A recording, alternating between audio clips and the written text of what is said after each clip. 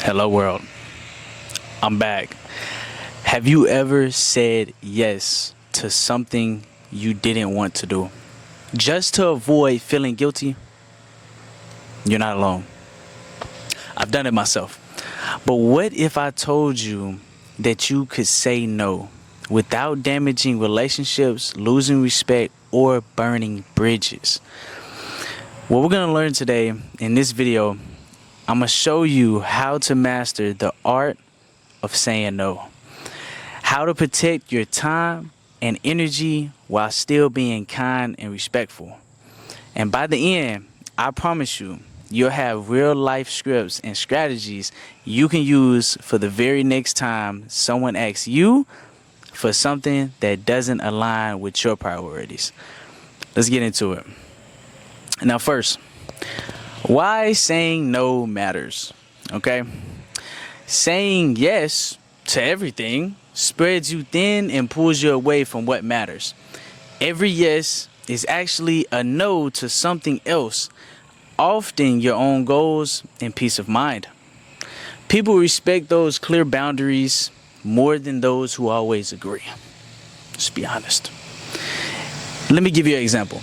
Someone who declines politely but consistently is seeing that you are focused and reliable. Let me say that one more time for you so you can understand. Someone who declines politely, that means you're declining them, but they consistently still see from you that you're focused and reliable, even though you decline them. The reason of that is because even though you're saying no to them, they still know that you're putting whatever you have coming up first. That means that you're reliable and knowing that you're going to go out there and you're going to get whatever you're trying to get done. That's why you're telling them no. The next thing is shift your mindset around. Saying no is not rejection. It's redirection. You're not shutting someone down. You're honoring both their time and yours. The goal here is to have firmness without hostility, kindness without over explaining. You feel what I'm saying? I'm gonna give you a mindset tip, okay? Think of no as a gift. It prevents false expectations and builds trust in your word. You gotta understand something like that. It's just like the example that I just gave. The saying no is like so powerful that a lot of people have to learn how to say it, because a lot of people just say yes and just do whatever needs to be done, even though they know that they need to go get something done. They saying yes to their mom or their dad, and they know that they don't even live with them. You get what I'm saying? My thing is that you gotta say no, even because it's gonna help you. You have to understand that. The next thing is I'm gonna give you a formula, okay? It's the gracious decline formula. That's what we're gonna call it. Here's 3 steps. First one, acknowledge. So show appreciation for the invite and opportunity. So, hey, I appreciate you wanting me to do that for you. But this is 2, I decline.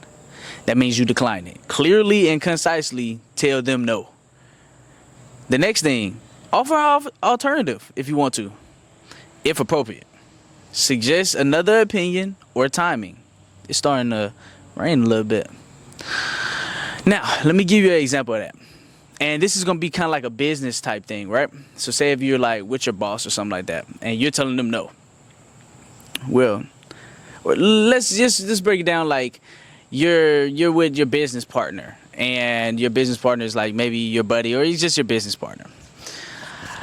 Thanks, like they just asked you to do something, but you're free to decline. You say, thanks so much for thinking of me.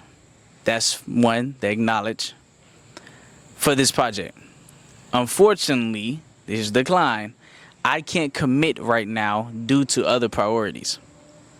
Then the third thing, offer alternative, but I love to revisit the idea in a few months. That's if it. That's if they need help in a few months. Why does this work? It's respectful, it's clear, and it leaves the door open. So what you gotta understand is that I'm gonna give you another example. Say if your mom says, "Hey, I need help moving out," or we'll say your mom, but you stay 2 states away.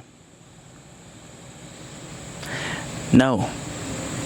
Like, I'm not gonna change my schedule and do these things to come down there to help you move. Now, if obviously I'm not saying say no to your mom or parents or anything like that. I'm just giving you an example of what this is.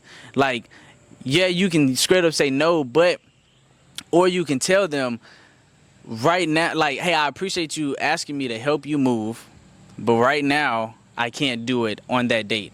Let's try to find another date. That is acknowledging, that's declining, and that's giving them an alternative.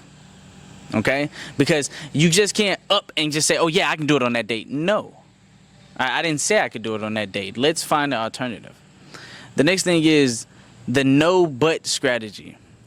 Instead of a flat out no, give a yes to something smaller or different.